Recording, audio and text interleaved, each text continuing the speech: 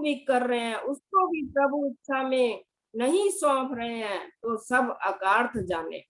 यानी मानसिक दोषों की निवृत्ति की बजाय इन साधनों का अधिक अभिमान प्रचंड होकर वासना के वेग को अधिक कर देता है।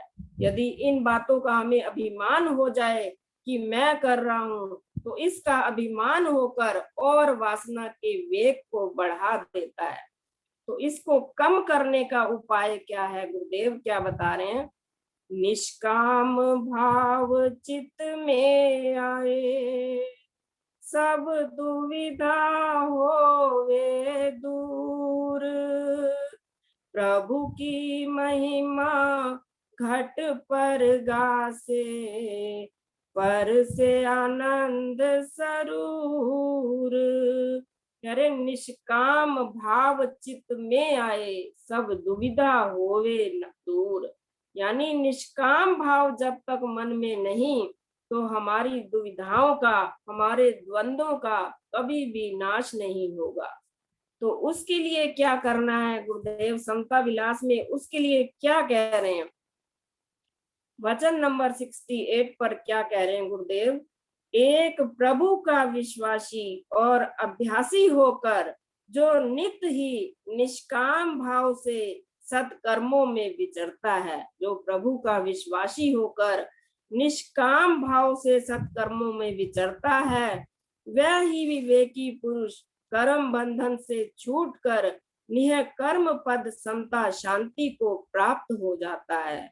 सब कुछ प्रकाश एक प्रभु ही देखना और सब जीवों को सुख देना अपना परम धर्म समझना, अपने आचार विचार में नित्य ही पवित्रता हासिल करनी, यह ही निर्मल भक्ति है जो प्रभु स्वरूप में लीन कर देती है। नित्य ही सत यतन धारण करना चाहिए। ईश्वर भक्ति करनी है निष्काम भाव से, जिसमें हमारा कोई स्वार्थ ना हो। लेकिन आजकल जमाना बदल गया, हमने ईश्वर को भी लेने देने का सौदा बना लिया कि मेरा काम बनेगा तो आऊंगा, नहीं बना तो भगवान बदल लिए। आजकल हम देखते हैं कि एक व्यक्ति किसी गुरु के पास जाता है, वहां उसका काम पूरा हो जाता है तो उसको देखा देखी कई व्यक्ति जाने लगते हैं। हम संसार में देख रहे हैं कि हमारा भी काम बन जाए। सब गुरु को संसारिक दृष्टि से देखते हैं कि संसार का काम पूरा हो गया तो ठीक, नहीं तो गुरु बदल दिए। संसार में गिने हुए ही ऐसे व्यक्ति होते हैं जो आध्यात्मिक दृष्टि से गुरु को देखते हैं कि जब से हमारे जीवन में गुरु आया तो हमारा जीवन कितना बदला। कोई कोई व्यक्ति ऐसा होता है जो ये देखता है कि गुरु के आने से मेरे जीवन पर क्या प्रभाव पड़ा। हम बस पूजा पाठ करते हैं और सोचते हैं कि हमने ईश्वर के लिए बहुत कुछ कर दिया।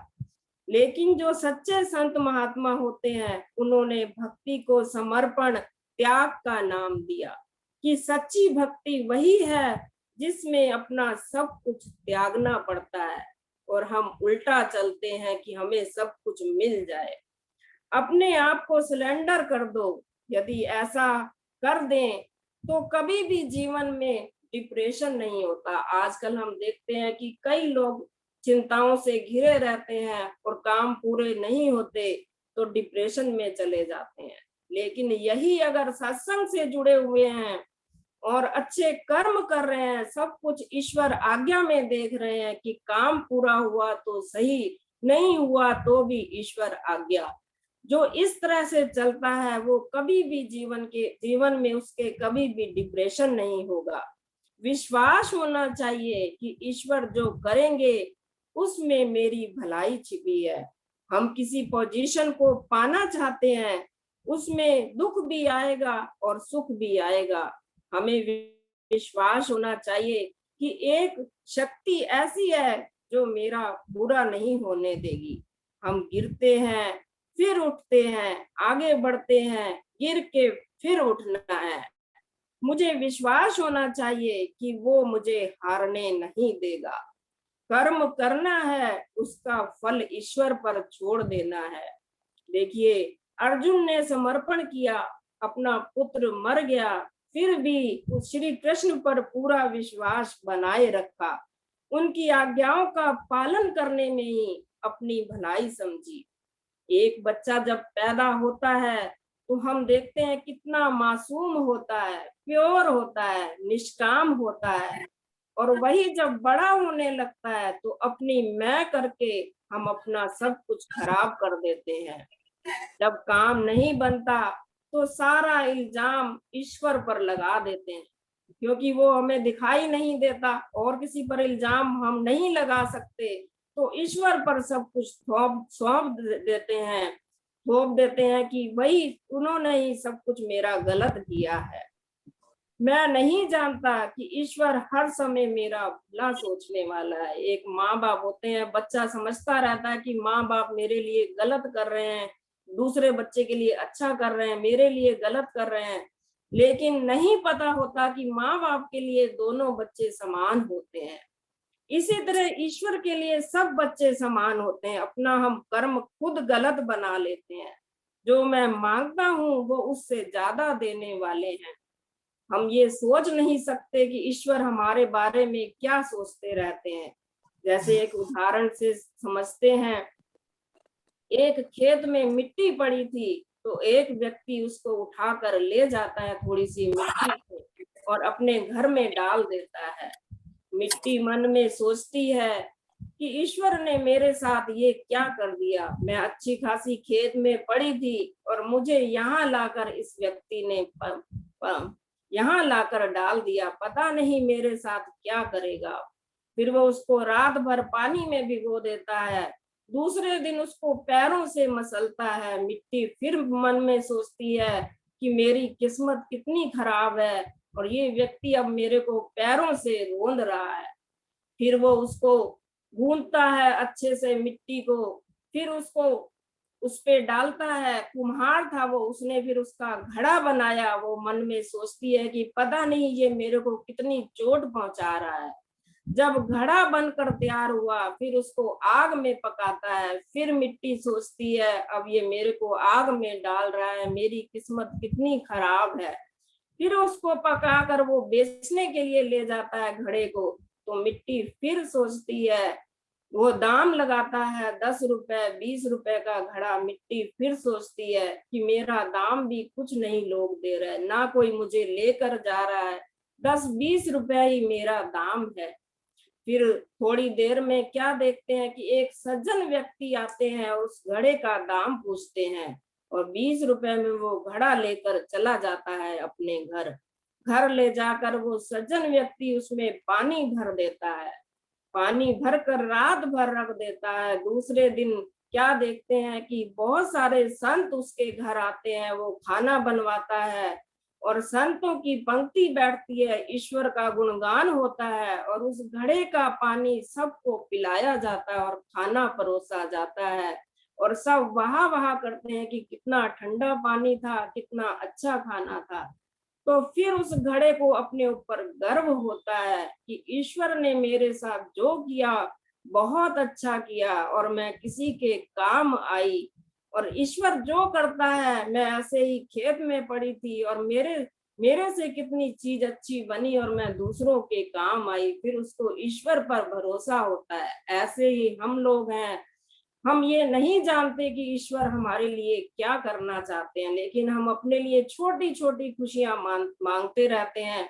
जैसे एक बच्ची है, उसके पास छोटा सा टेडी बियर होता है, तो प्रभु उससे वो टेडी बियर मांगना चाहते हैं, लेकिन वो देना नहीं चाहती कि उसको बहुत प्यारा है। वो ये नहीं देख पाती कि ईश्वर के पीछे एक बड़ा टेडी बियर है जो वो मुझे देना चाहते हैं। यही बात हमारे साथ होती है। हम संसार की छोटी छोटी खुशियों में ही अपने आप को तृप्त कर लेते हैं। जैसे एक मेंढक होता है, कुएं में ही रहकर वो खुश रहता है, उसको अंधेरे का ही पता है, उजाले का पता ही नहीं है। कोई व्यक्ति उसको कुएं से जब बाहर निकाल देता है तो वो देखता है कि बहुत सारा प्रकाश है, कितना सुंदर आसमान है, कितनी सुंदर सुंदर प्रकृति है। जैसे हम एक घर में बंद हो जाएं, हमें बाहर का पता ना हो, जब खिड़की खोलें और देखें तो बहुत सुंदर दृश्य दिखे। यही हाल हमारा है। हम वहीं तक सीमित हैं जहां तक हमारी बुद्धि रहती है। हम ये नहीं जानते कि ईश्वर हमारे लिए क्या करना चाहते हैं।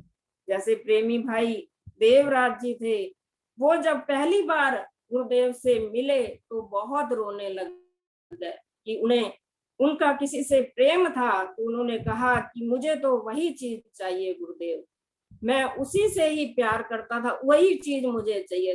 तो गुरुदेव ने क्या कहा था, प्रेमी कुछ भी कर ले वो चीज तुम्हें नहीं मिलेगी, क्योंकि ईश्वर तुम्हें उससे बड़ी चीज देना चाहता है। तो ईश्वर ने कितना कुछ उन्होंने दे दिया, ईश्वर ने कितने पुण्य कर्म किए, कितने आश्रम संभाले, हम सब जानते हैं उनका जीवन। तो ईश्वर, हम नहीं जानते कि ईश्वर हमें क्या देना चाहते हैं। तो हमें दो चीजों को अपना के चलना चाहिए। एक तो हमारी जो भक्ति है वो निष्काम होनी चाहिए, जिसमें कोई स्वार्थ ना हो, ईश्वर जो करे उसी में ही अच्छा माने। दूसरा समर्पण भाव, कि मेरे हर सवाल का जवाब ईश्वर के पास है, वो जो करेंगे वही हमें मंजूर होना चाहिए। ईश्वर सच्चिदानंद है, यानी सत्य चित आनंद। जिसके अंदर ये सचित आनंद हो जाता है उसको सब कुछ प्राप्त हो जाता है। जैसे गुरुदेव थे, कुछ भी नहीं था लेकिन सच्चिदानंद अंदर विराजमान थे, तो आनंद की बाढ़ आई हुई थी। 2 रुपए भी पास में नहीं थे और आनंद की बाढ़ आई हुई थी। हम सत्य के साथ नहीं जुड़ते, हर समय झूठ बोलते रहते हैं जरा जरा सी बात पर, कि कोई हमारा इंतजार कर रहा होता है और हम फिक्स टाइम पर नहीं पहुंच पाते। घर में बैठे होते हैं और कह देते हैं कि बस आने वाला हूँ, यहाँ पहुंच गया हूँ, वहां पहुंच गया हूँ। और घर में होते हैं और फोन पर कह देते हैं कि मैं घर पे नहीं हूँ, यहाँ गया हूँ, वहां गया हूँ। संसारिक दृष्टि से जरा जरा सी बात पर झूठ बोलते रहते हैं। जब तक हम सत्य के साथ नहीं जुड़ेंगे तो हमें आनंद की प्राप्ति नहीं होगी। संसार के सब सुख टेम्परेरी है, नाशवान है। श्री राम श्री कृष्ण सब ने संसार में आकर दुख उठाया। परमानेंट सुख ईश्वर की भक्ति में है और हमें अपने ऊपर विश्वास होना चाहिए कि ईश्वर की भक्ति में ही सब कुछ है।